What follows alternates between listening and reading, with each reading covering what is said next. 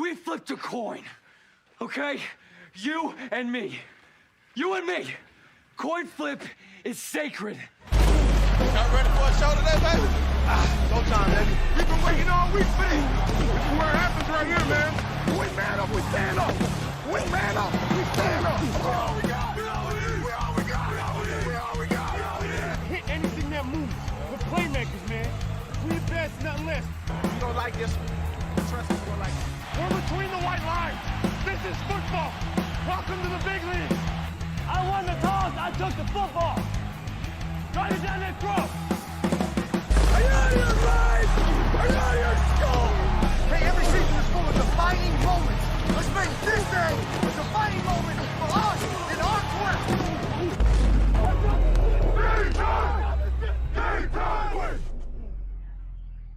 Welcome, everybody. NFL Week 11, the coin flip. Hope you guys are doing well. Friday morning, TGIF.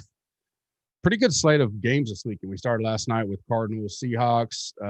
Maybe a little let down at the beginning, turned into a great game at the end. One of the better college football Saturday slates since the reboot or since the season started. But now you got Big Ten coming in, so you're getting a lot more teams there.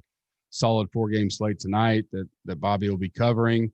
Already had two members ship the $222 and $15. I think it was Tuesday night. So a couple 5-figure wins there for them. Big week already. And then Sunday slates, it's interesting, but also some good games at the same time. Interesting part, and we'll get into it here just a second for the full slate, is that a lot of the firepower offenses are on, the bigger games or on bye week. So kind of condenses not the pool, but maybe takes some more risk without concerns of, like if the Chief Raiders was on this slate, it'd probably be, you're going to take a lot of guts to fade the Chiefs with the Raiders having so many defensive guys out all week, don't know who's going to play, all that kind of stuff. I could see the Chiefs running away with that. We'll see what happens. I don't anticipate them like flexing that game up and out. I don't think it's in threat of not playing like the last time they did that, but you never know. At this, I never count anything. We could be done with this pod, and then this afternoon they move the Chiefs Raiders to 3:00 and another game out, and we'll address that if that happens. But I kind of like the slate. Similar, could have some lower scoring. We're in that time of year in general. Weather, colder weather comes into play, so we keep monitoring that into Sunday. Last week was probably one of the lower main slate scoring we've seen a while.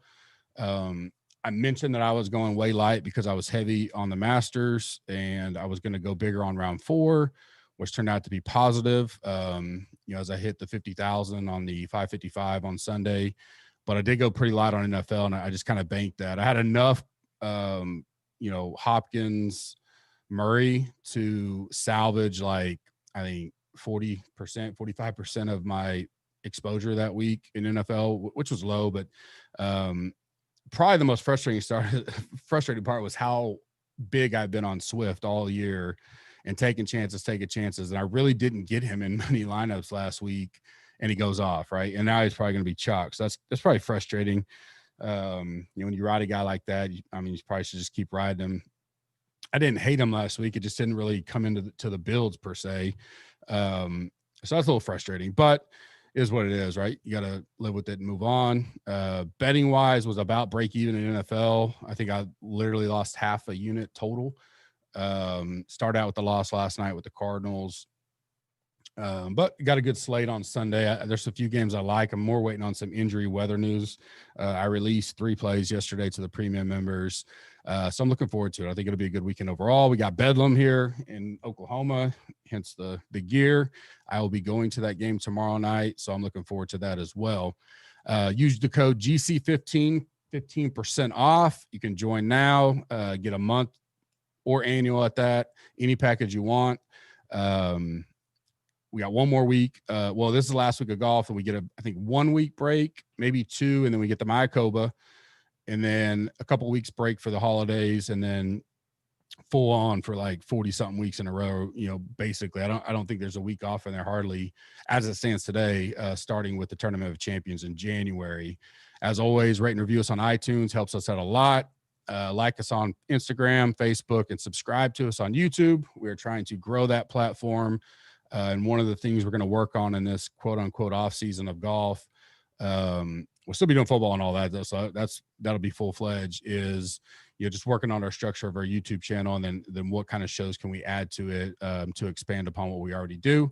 The listener league is up. You can, I've tweeted it, it's in Slack. I also included in the podcast. We will have some Black Friday deals rolling out, probably starting maybe this weekend or Monday. Obviously Black Friday is next Friday after Thanksgiving. Next week will be a big week. I will probably do a pod Tuesday-ish, maybe Wednesday morning, depending on how it all works out over the Thanksgiving Day slate. And then we'll still have a pod for the main game slate, figure out with the holidays and talking to JB what day works best. May still do Friday morning. Actually, Kenny Kim is coming up from Dallas to have Thanksgiving with my family, so I'm kind of excited about that. He's stuck in Dallas. I say stuck in Dallas. Dallas is a good place, but he's in Dallas for about a month or so on a project for work. So I invited him up. Didn't want him having Thanksgiving alone, so that'll be a lot of fun. Probably go play some golf Friday with him, hang out. So looking forward to that. But we'll do the pods, get it all figured out. Thanksgiving is a pretty big slate around the industry. I'll have write-ups. I'm sure Ryan will do a cash day or a cash type slate just for Thanksgiving Day. I may try to get Ryan on if he's free. I don't know his work schedule compared to us when we do the pods just for the Thanksgiving Day slate, but we'll get all that schedule out, let you guys know. But I will have it covered for sure in the main slate as usual. Last week's listener league winner, Hesse 1225. Second place, El Billiard 64. He's just been killing it and a lot. He's been up there a lot in golf and football. CH Dallas got third. All three of those have been sent their invites. I believe all of them have accepted. CH Dallas, maybe not. I know Hesse has for sure. His lineup was Allen, Swift, Davis, Hopkins, Diggs, Higgins, Thomas, Connor, and the Rams D. That was another one. I wish I mentioned the Rams D last week, 2,200, liked them. I just didn't play enough of them. You could have just, put them in all your lineups and it would have been fine. It's such a huge savings and such low scoring on the week. I mean, he had Davis, which almost everybody did, pretty much a bust, but it didn't matter if you kind of had the Murray, Allen, Hopkins, Diggs combo. I think the Murray, Hopkins, Diggs was probably a little more higher scoring. But in general, great lineup, did well. So he's into the season-long Tournament of Champions deal. Sunday main slate, 11 game slate, 7 early, 4 late. So kind of more of a traditional slate. Last night, as I mentioned, Cardinals versus Seahawks.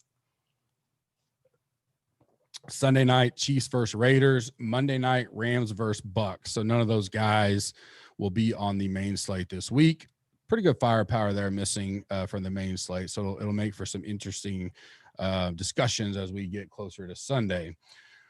Playbook for me, I go by each position. If you're new, quarterback, running back, wide receiver, tight end, defense. Then I do my last 4 out, stack attack, go over some betting and survivor picks, and then we wrap it up. Try to keep it 30, 45 minutes on a normal week.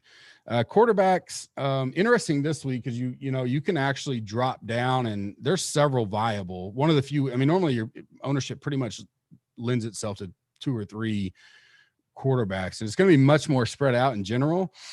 And I think there's a lot of, depending on how you game stack, team stack, I think there's viable scripts or storylines, if you want to go, that you could talk yourself into by the time you get to Sunday. So much wider player pool, depending on where you start at quarterback. I think from there, it kind of lends itself. But in general, I think there's a lot of good options. My first play is Newton, $6,200. Not even, he's probably I think he's tied for 8th in pricing. So pretty decent discount in price. He's up, he's 10% owned. So, he's top 5 in ownership. But like I said, the highest, I got him 9 to 11%. The highest I have is Deshaun Watson and Lamar, and I have them probably 11 to 12.5, 13% area. So you're not talking about a big gap. We're not talking about ownership isn't really a leverage much this week unless you drop down, who I'll talk to in a little bit, down real low, like 2-3% type guys. But even then, you're still only saving like 8%, which is a lot, especially in a big GPP. but I think it's more about how you stack and script than ownership fully when it comes to the quarterback position. And then the salary part, where do you want to save this week? Newton's a good saving part. You can play him naked, so you can build around it. I'm not sure how heavy I'd go on him. You don't really have to, but I think he's in the pool this week. Houston's D is just not very good. I do fear, because I like Damian Harris in a sense this week, but it's always hard to pull the trigger because Burkhead being there or whatnot, and you get a little worried. But I kind of feel like we've been on him a lot. I played him in some showdowns. He's got the power to get there. It's just you never know with Bill and running back position. That's like the biggest worry to me. But Cam tends to get his. If they're going to make a run, this is kind of the part. They've won 2 in a row, I believe. And so Houston, they need to win this game. They're on the road, though. So not much concern for me. I just like him. I think the price it's a good price savings. You can play him naked, so you don't have to stack. Obviously, Jacoby Myers is a potential stack, but I don't think you have to. My next one's Ryan. I think he could be popular, but man, I don't know. I'm young in the industry right now as far as doing that research. 2 to 4% is where I have him. And I love that. I think a lot will be determined on what the Saints do at quarterback. The perception is that Winston's going to start and be the guy, but who knows? We know their love for Taysom. If Winston starts and throws a couple turnovers earlier, is he out? There's so much volatility with Winston that I don't know if I can get there this week. If we get this feeling by Sunday that he's the man and that's their starter and they don't really anticipate a 2 quarterback system per se, 5,900 seems awfully cheap against the Falcons. I think the game's going to be somewhat of a shootout. The Saints Falcons, if you go back to our last 10 matchups, I bet over at least 8 of them. And it's gone over almost every time. It was one of my releases earlier in the year when they played each other. But I like Ryan. So he's 6,300, low percentage. He has no rushing upside. And I think people, kind of, because we always had those big rushing quarterbacks. Well, this week, Newton-ish. Yeah. Lamar. Yeah. Could get there. But I'm saving $1,000 off Lamar. Atlanta can score on New Orleans, I believe. I think Jones and Ridley are both going to be pretty healthy, although priced up. But I think they could go off. And, because we never know who's going to have the big game, could you play Ryan naked? You could. I wouldn't go that route. I would pick one. You could even toss in Gurley or Hurst. But I like Matt Ryan this week, $6,300, 2 to 4%. It could be a value per se, but I like him a lot. My fade is going to be Big Ben. He's not really talked up a ton right now, but he'll garner some ownership against Jacksonville. I just, Steelers like to run the football, and if they can run it, and I think they'll be able to against Jacksonville, this game could get out of hand, and Ben could just, not have to push as much and throw all over them. It's got a low game total. Most of it's towards the Pittsburgh side, obviously, but 6,700. I'm just not going to pay up for a guy that could get in a game script mode of be up quick. Defense can cause turnovers. We know that. It could be 21-0, 21-3 like that, and they just start handing the ball off and running the ball, running the clock. It's just, I don't know if I like that. I don't want to pay up for that scenario right now. Something could change by Sunday, but Big Ben's my fade this week. First, value, and to define value if you're new to the pod, it could be ownership or price. It's something I kind of started this year, but Aaron Rodgers, to me, 2.7%. I think a unique build right now would be Rodgers and Adams because they're expensive. So you're going to have to build around it. Packers are the underdog, which kind of surprises me. The reality is Indianapolis does have a very good run defense and a good defense in general. But I think Rodgers, if forced to throw more because of the good run D, I like it. And maybe we get a little bit of a shootout because Packers D isn't, although it's okay, it's not great. Indy should be able to move the ball, score. The ownership here is just the deals. 2% Rodgers, stack him with Adams. I don't know. Lazard was a guy I was on last week. They wind up not pulling him off. If he comes off, 4,600, he's a guy that you can, put in there for kind of cheap and you get a 3-man stack. We'll get to running backs in a minute, but I'm not big high on Aaron Jones. The Colts have a really good run D as long as Leonard's in there. He's healthy, and right now he is. So I like Rodgers. Could have a sneaky good game, stupid low ownership. Could be a sneaky shootout as well. I say sneaky. It's the second highest game total at 51 points. They literally have it 26-25 in Vegas. So That's my first value. My second one's a kind of a dollar and a percentage, and it's Kirk Cousin. You know, you don't have to take a rocket science to know my Cowboys are suffering in all facets of the game right now. Could get Andy Dalton back, which could be a bump. Well, will be a bump at quarterback. I mean, he's not great, but good God, what they've been putting out there. 6,200, got him in that 3 to 5% range. And I think their offense is, if Dalton's back, maybe it's good enough. Vikings D is not great. We know that. Good enough to keep the game somewhat competitive so that the Vikings keep pressing. And Cousins is back at home. Fairly confident a noon start, which is his bread and butter. Pretty low ownership and pricing. And you can start mixing and matching stacks in this between Cook, Jefferson, and Thielen, and even one of the tight ends, Irv or Rudolph. So a lot of pieces there to get in, and you can run it back with some fairly cheap Cowboys. You know, if you think Dalton maybe opens up the passing game a little bit. I don't know about Zeke, but you know, Cooper, Lamb, some of those guys, you could have a little mini game stack. Not sure how, you know, ownership wise, how big this game's going to be on the grand scheme. So it could be a nice little game to get a piece of. Running backs for me, Cook is my number one and probably not close. I think there's enough value out there. You can plug him. The one hesitancy for me is that, this is going to sound crazy because I'm not a big Kamara guy. Everybody knows that. You know, Kamara is $200 more, and I'm projecting right now about a third of the ownership of Cook. So the ownership game comes into play. Kamara could be a great pivot. But Cook's got a dream matchup against Dallas. So it's just one we just plug and don't overthink ourselves. I'm sure he's going to be a cash play for Ryan, but even GPP, depending on if you think you can be different elsewhere, I think Cook is not a lot, but he's a strong contender this week to be in a lot of lineups for me. My next one's James Conner. I just mentioned it. I think Pittsburgh's MO will be to run the ball, establish it. He's not even top 25% in ownership for me right now. I got him sub 10% for sure right now. You know, 6,600, you know, you get a discount there from some of the top ones between Henry, Kamara, Cook. Obviously CMC's out. Could be a great pivot off of what could be another somewhat chalky Mike Davis. I think Davis is in play because maybe he burned so many people last week, but it really wasn't a good game script or matchup in the way the game went. Detroit, I think he can do fine.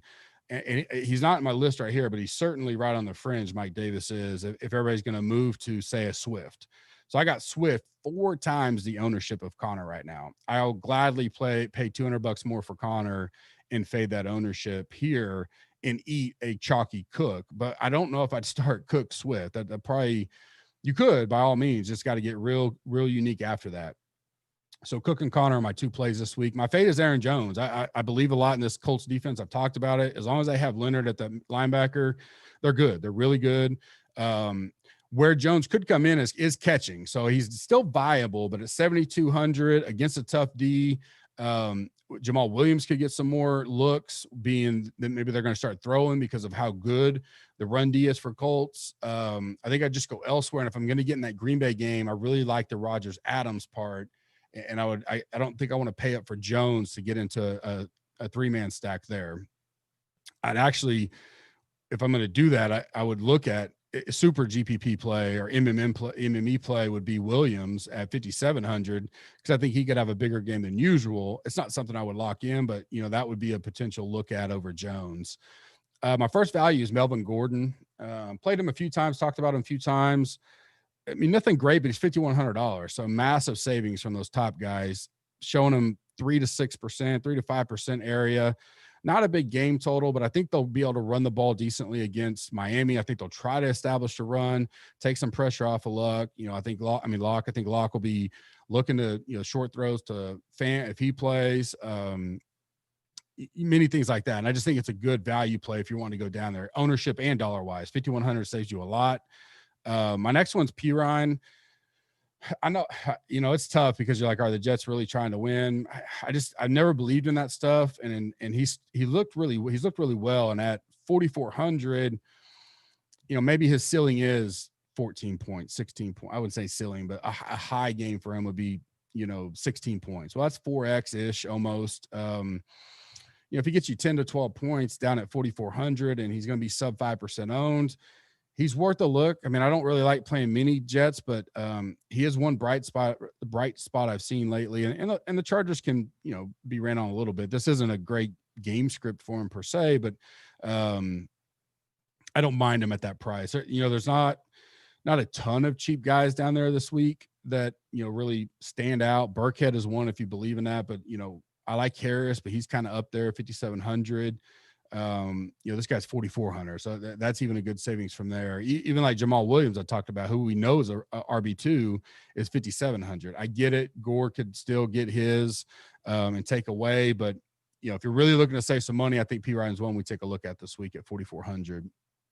Wide receivers for me, Adams. I talked about it earlier. I like him, and I think if you're going to go Rodgers Adams, it's a good, unique way to start your build. It gets tough to fit in guys like Dalvin Cook and all that, but, you know, maybe you just take some darts elsewhere, go with the super cheap D. You know, Tanyan's in play there. I think he's 3,200. You know, you go with a cheap D and Tanyan, and you can fit him in if you really want to try. So I like Adams a lot this week. I think he does well against the Colts. My next is a toss-up, so I'm just putting them in there. Thielen, Jefferson. They're literally almost the same price, about the same ownership mark for me. I don't want to say it's a coin flip for who goes off. I lean a little bit towards Thielen with a better floor. I think the upside is Jefferson. Jefferson could break the top off that D anytime. And he's a little bit cheaper, $300. So I like both. You can put them both with Cousins. I think they could have a huge passing game. It gets hard to put both of them in, and Cook and Cousins. It's not impossible, but, you know, if you're going to stack, maybe you take one and put them with Cook and Cousins and then go from there. If you're building MMEs, you know, mix and match in that Viking setup. So I like both those guys as a play. My fade is AJ Brown. I like him this week. I just don't want to pay $7,200 for him. I mean, I think he'll do fine against Baltimore. And, you know, I'm not too worried about – I'm just worried about his ceiling versus floor. And in that offense, sometimes more than not, the floor is more in play. And he can have a big ceiling. And in a week where I know I have some strong plays up top pricing-wise, I can't get to $7,200 A.J. Brown. I'm be looking for value at wide receiver if I'm going to look at Adams, Thielen, guys like that are already $6,000, $7,000, $8,000. And I love Cook, and he's $9,000. So I can't. AJ Brown just doesn't fit for me this week. He's going to be low owned, so you want a good pivot. You know, that's one to take a look at. But for the price, I can't go there. $7,200. My fade is AJ Brown this week. Value, although super chalky, I had to mention it because if I'm going to put anybody with Cam, it's going to be Jacoby Myers, $4,900, but he's going to be 20% plus. So be aware if you're doing that, it could be better off to go naked Cam. But if you want to, you know, again, if you're trying to get Cook, Adams, and you go with Cook, Adams, and maybe Thielen or Jefferson, that kind of deal, and you want to start with a Cam Myers, you really bring down your pricing average, and that helps a lot. His floor for $4,900 is too cheap, and that's why he's garnishing the ownership. But sometimes just eat that and be different elsewhere. So I like Jacoby Myers, $4,900. My next one's kind of out there a little bit. Maybe, I don't know. Right now it seems to be he's mid-ranking for me, but $3,600 AJ Green seems really cheap. I know there's a lot of options there in Cincinnati, and I know Washington's D has great pressure, which I do think leads to potential shootouts, right? Not shootouts. Well, I think Cincinnati's going to have to throw a lot, and I think Washington can throw a lot. I mean, we'll get to the last four in a minute, but McLaurin is one of them. You know, I like that setup. So you get a little baby mini stack with McLaurin and Green. I don't think Green breaks the, you know, top off of anything, but at $3,600, I mean, 4 catches, 45 yards and a touchdown, you know, that's not bad. Super cheap savings. And I think Cincinnati, again, is going to have to throw some, especially if Mixon's out. It looks like he is. Looks like Bernard's going to be there. They like to throw to Bernard anyways, but if they're in that setup anyways, and the reason why I like Green is I think he's the possession wide receiver. And if Burrow's going to have to get rid of the ball quick with that pressure, I think that helps Green's upside at $3,600. Tight ends for me, excuse me. This one was a little tough this week. That, you know, again, like I mentioned with the quarterback, some of the big wide tight ends are out of here. We don't have a single. I don't know the last time we didn't have a single tight end at 5,000 or above, because you always have Kelsey, Kittle, Waller, all those kind of guys, which leads to Chalk City Mark Andrews. He's $4,900. I have him 3 times the ownership of any other tight end in this range, any other tight end, period. Makes it hard to play him. I think I would only look at him if you're going Lamar at quarterback. You're eating chalk there, but I could see it. Or maybe the uniqueness is playing him solo, because I would bet anybody that plays Andrews is going to play Lamar in most cases. But I just think it's probably a pass for me. But my play, it was between Henry and Fant. Fant's a little dinged up. They both get a ton of targets. Similar ownership. I think Fant, if healthy, will get a little bit more. He gets a lot of targets from Locke. But I think Henry could have a good game against the Jets. And 10%, $4,600. I don't know if I'm going there this week. I don't know if tight end's a place I want to spend that much money, but if I'm going up there and you need a play, that's the one I would go to. My fade this week is Dallas Goedert at Eagles. I got him top 4 ownership right now, $3,800. There are little rumors that Ertz may come back, so that would change that scenario, because I don't think he'd be that high owned if he is. But if he's not, let's assume Ertz is out, I think I would fade that at $3,800, because my play would be Tanya. And I just think, again, I think this is the game script. I think Green Bay will throw more than they need to, not that they need to, than normal, because how good the Colts run D is. And $3,200, I got him anywhere from 1.5% to 4% owned, kind of in that range. I think 3% is probably about right. I know he's got, not a great floor. The ceiling is there, but at $3,200 in a system in a game that I already like, we've seen him have explosive games, obviously. I think it could be worth a risk to plug him in if you're going that Packers stack, and he's super cheap. So you get, Rodgers, Adams, and Tanyan. Tanyan brings down that average per person quite a bit and kind of helps build the rest of the team out. So I like Tanyan as my value this week, $3,200. Defense, there's really only 3 I'm going to play this week. You could call the Redskins my play, but they're $2,900. They're cheap. They'll probably be the highest owned one of them. I like them. They put pressure. You could still play some Cincinnati, but the sacks, turnovers, we've talked about that all the time, is there. Cincinnati could score, but Washington still score well. And then the other 2, I like the Bengals. I actually versus the Redskins, $2,300. So super cheap, kind of like the Rams last week. Alex Smith's okay, but I mean, he could sack, give us some interceptions. Washington can still score in Cincinnati, do well. It pays off. But I would go the Falcons over the Bengals if we feel Jameis is going to play the most. So Falcons they're not going to be high in anybody's rankings. Their defense isn't great by any means, but at $2,300, which is the same as the Bengals, not going to be on hardly any. We know what Jameis is known for. It's turnover. He's turned the ball over almost every game, multiple times at times. You can get a pick 6 from the Falcons, and they may give up 30 points to the Saints. Who knows? But they get a pick 6, couple sacks, who knows, and they can still score. And at $2,300, that's huge. Another popular name I've heard out there is the Broncos, $100 more, $2,400 against Tua, and they could be in play, but maybe Broncos. But those are kind of the 4 that I'm going to mix and match. Morley, I like the Redskins, so if I fit them in at $2,900, I think they're probably my top play.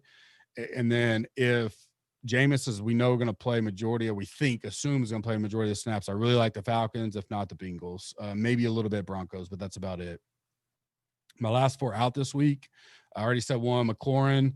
I think he'll have a big, against the Bengals D. I think there was a chance he can get a big play, probably get a lot of targets. I just like him a lot. What is he coming in at? He's about 13 to 15% ownership. Projected at 17.5 points for me right now, $6,900. I don't know. You could go McLaurin and the Washington D as a mini stack. I don't mind that at all. McLaurin, Washington D, and AJ Green, mini stack there. That's in play. Ridley Jones is kind of like Thielen Jefferson for me. So Ridley Jones was the last 4 out. I like them both. I lean Ridley because I think most people will see $7,000 Ridley and $7,500 Jones and go to Jones over Ridley if you're going one or the other. you can certainly game stack it, or you could game stack. I think it'll be one of the more popular game stacks for sure, but I don't see a lot playing both unless they're going to try to maybe not play Cook. But being that I like Matt Ryan this week, those one of those guys who I go with. I lean Ridley a little bit just because of potential ownership and a little bit of savings. I do think Julio probably has a higher upside, like in most weeks, but after Ridley's hot start, he's kind of with injuries been hampered some. I'm hoping he gets it back up there. I thought after 3 games or so, my preseason bet was going to be a lock, but not looking at so much anymore. My fourth one is Swift. And the main reason I put him out is right now it looks like people are just going to flock to him. Go to the chalk he wasn't chalk last week, but go to the guy that did the best, playing not a great D in Carolina, especially run D. I like him. I still do. I've liked him all year. I'm just like, all right, do I want to go to him now that everybody's on him? I right now I have him the second highest owned, only Cook being more. So it's the only reason I have him last 4 out. If you can make a unique build with them, I'd plug him in. I still like him this week. And then last is Miles Sanders. I think he'll kind of go under the radar a little bit. Cleveland has a good D, but I think because of the pressure they can put on, they may be doing a lot, some more passes, and Sanders can certainly catch the ball in the backfield. $6,900. I think most will I think he's a good pivot move in that range. Mike Davis is going to be talked up. We already talked about Swift. Maybe Aaron Jones, just a little bit more is going to be there. Zeke potentially. So I think Sanders is a guy to keep on your. You can play him solo. I don't. I'm not high on many Eagles right now just because we don't know what's going on with Wentz. He just hadn't looked great. But Sanders is a guy that can bust one anytime. We've seen that already this year. Stack attack for me. First one. So my favorite one's the Vikings. Cook, Cousins, and then Jefferson or Thielen. You could go to the tight end range if you want to try to put one in there as a cheap option between Rudolph and Irv Smith. Both are $3,400. Second stack is Ryan and Julio. And then you could throw in or Ryan, then Julio or Ridley. And then you could throw in Hurst, who's $4,400 as to complete the stack, or you could go Gurley. I left him off so far because I knew I had him in the stack. He's not a terrible option, $5,900. I like Gordon if you're just looking comparison for $800 cheaper, but Gurley could return that value. He could have a good game against New Orleans. So he's in play. He's not my favorite. I would go Ryan, Julio, or Ridley, and then Hurst before Gurley, but he's certainly viable there. Or you can go into the third wide receiver, Atlanta, too, if you think that could open up some. Russell Gage is probably the best option. $3,900 just for if you're just trying to get super heavy on a stack. Then my last one's is Aaron Rodgers and Adams. And I think if confirmed playing, I think you could throw Lazard in there. And certainly Tanyan, like I mentioned, $3,200 for some, mix and match between Tanyan, Lazard with Adams and Rodgers. So I like that a lot. Betting contest, Super 7 spreads. Favorite is Pats -1.5. I think they need this win to have any chance to just continue momentum. Houston's just not great. I just not that the Pats are world beaters, but I think maybe Cam each week helps him get better and better. And I'm hoping that's what we continue to see. He has the running ability. Could be a higher scoring game than most think. It is in Houston, but I like the Pats -1.5. Falcons +4.5 is my second favorite play. Mixed with my dog of the week, as I always give. Still don't see how they're a dog, but that's typical NFL, is Green Bay. I think Green Bay beats the Colts. Or not the Colts. Yeah, the Colts. Colts are good, but I just don't trust Rivers. I'm just going to take Rodgers over Rivers almost every time. I know they're on the road. I get all that, but I think Aaron Rodgers finds a way to win. In a game, that's all he's got to do is win. Underdog, I'll take the Packers plus money line. Survivor picks, down to 3 for me. I am still alive in one of mine. Chiefs, if you hadn't used them, which is would be hard to believe. That's an obvious pick. And then my other two to kind of look at would be Steelers or Chargers. I think Chargers will be popular this week against the Jets. So if you're trying to play the, mind game or, trying to play game theory type there, maybe go elsewhere and hope maybe the Jets pull the upset out of nowhere. I would take a look at who the Jets have left versus who you've played, maybe who the Cowboys have left versus who you played. Cowboys are fringe. Vikings are a fringe one for me. just because they're at home. If there was a road game at a weird time, maybe you could fade Cousins, but Vikings are potential maybe fourth there for me. As always, join me Sunday morning, 10 o'clock Eastern time for the Audible live member-only chat. It'll be accessible afterwards. You'll have, roughly 2 hours or so to rewatch it if you're busy in the morning. With the holidays, everything coming up, I'll make sure on next week's schedule how we have all that rolling out. But this Sunday, I'm 90% sure I have nothing, no issues going on. So we'll go live at 10 o'clock Eastern for the Audible update, any weather concerns, any injuries. There is one nice thing. There's not a ton of just, other than potential COVID type stuff that is always last minute, there's not a lot of guys that are, we're hinging on for the slate per se. So it's nice. We'll see, but anything can happen between now and Sunday. So 10 o'clock Eastern for the Audible. As I mentioned, join Gups Corner now, GC 15% off. We will have some merchandise, Black Friday stuff going on next week. So pay attention to that. Appreciate everybody from last week. It was a huge week overall. Gups Corner did extremely well at the Masters. College football continues to kill it. NFL's been solid. Ryan's Cash articles, I see every Sunday, people, just constantly praising his article and getting him on the right spot. Unique week next week with NFL. The big Thanksgiving Turkey Day slate. I'm 90% sure Ryan will put out a cash plays for that slate in general. So pay attention for that, and I will update you guys on what kind of pod I'll do for it. But I will do something for the Thanksgiving Day slate. Obviously, I'll have a premium article out there similar to my showstoppers I've been doing.